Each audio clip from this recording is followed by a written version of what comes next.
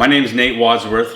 I'm a part of Essential Craftsman. I've been involved with construction and now video and social media for quite a long time. And before that, being self-employed, my career's been, seems like I have to reinvent myself every 5 or 6 years. And so this is kind of the current iteration, which encompasses a lot of the skills I picked up from my dad in the first place, but just kind of being self-employed ever since then. We're in Southern Oregon. This is where we make most of our video content, and it's a beautiful part of the country, and it's really great. We get to live in a small town and make a living. It used to be that forestry and certain types of mining and mostly logging though were the primary industries around here, but now there's a lot of people doing a lot of interesting things, and YouTube is one of those. Well, my name is Scott Wadsworth. I find myself in the inexplicable position of having new friends in the shop often, and often they come bringing cameras, and it's something that I'm wrapping my head around, but frankly it's flattering and engaging, and it's a blessing in my life. I was born here in Douglas County in Roseburg in 1958 and lived here until 1981.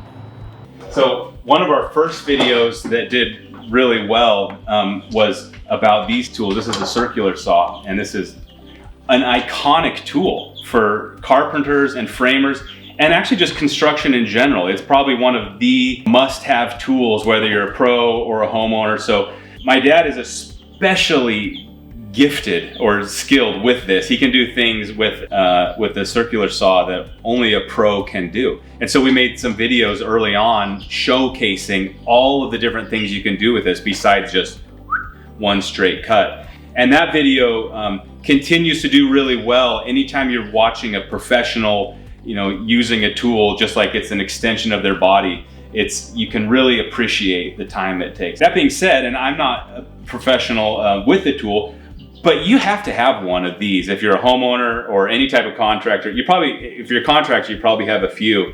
And this is the West Coast worm drive style circular saw, and other parts of the country use the other ones. But for us, I think this has become one of the iconic tools for our channel. Just really because of that one video. They watched my dad do these rips and do these moves with it. And he's an old school guy.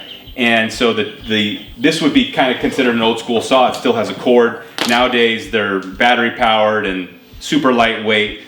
This is a little more akin to what he uses, which is the tried and true, the old trusty type of a tool. And so that's what I like to use. For me, like I said, this is the tool I saw my dad using since I was a baby. And I've never gone in his shop or opened up his truck without seeing one of these right on the seat. Although this actually is the Makita, he uses the Skill. In fact, we bought this to do a review so we could try it out, and he liked it, but he's very loyal to Skill. That is absolutely the home team. So I took this one because I don't have that type of level of loyalty. I appreciate all the tools, and this one's great.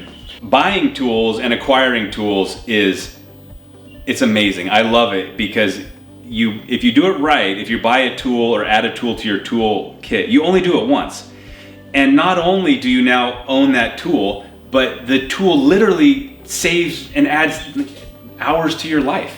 It gets the job done faster and with less work. So anytime I add a tool to my toolkit, I just have a huge smile on my face. And for that reason, I usually spend a decent amount of time thinking and planning and getting the very best tool that I can afford. And that's kind of the metric that we advise our audience. Price matters, and what you spend on tools matters. So we would never tell somebody, always buy the best, because that costs money. So the answer is you buy the best tool you can afford. Sometimes that might be a cheaper tool. That's fine. If you can afford the very best, it almost always is the cheapest way to go in the long run because it lasts longer. And that's the case with the tools I've acquired. I've got tools that I bought 20 years ago, and most of the tools I buy now I expect will be in my shop the day I die, and they'll go to my kids or some garage sale. But the tools if you buy right, you're going to have tools for a long time, and they're going to save you an enormous amount of headache, and in some cases add years to your life. The other tool that we recommend, or that comes up on our channel, that's less well known than the circular saw, is this. And this is not the real version. This is the Burke Bar Junior. So what we recommend and what really can change a contractor's life is the real Burke Bar. It's about 3 times this size. And it's just a pry bar, you might think, but we've made some videos, and anybody who watches our channel can attest that a Burke Bar is super valuable. It's a demolition tool. It's like a cheater bar for turning wrenches. So much leverage, and leverage is really one of those. It's not even a secret, but when people can master utilizing leverage in construction, they save wear and tear on their bodies. And so as we get older, the more you can use tools and leverage them can make our lives less painful. And so anyways, a Burke Bar is the ultimate leverage tool, and these ones are useful also, the Burke Bar Junior, but the big ones, wow, you can lift up your truck and change a tire if you had to with it. So absolutely, the Burke Bar is a tool that everybody should add, and once you have one, you're not going to use it every day or even every month, but wow, when you need it, you'll be glad you have it. The first philosophy is that you buy the best tool you can possibly afford, but sometimes that means you have to buy junk, because when you start into construction, you can't afford much, but you have to do the work. There's an old cliche that says a poor workman blames his tools. An excellent workman can turn out flawless work with any tool. And the converse is true also, that there are people whose work is going to be rough no matter what the tool is. But it's a question of economics. You buy the best tool you can afford. You buy once, you cry once, and you try not to lose it. You try not to let it be stolen. And then there begins to be a certain satisfaction in having a good tool, but that's easy to get out of balance on too.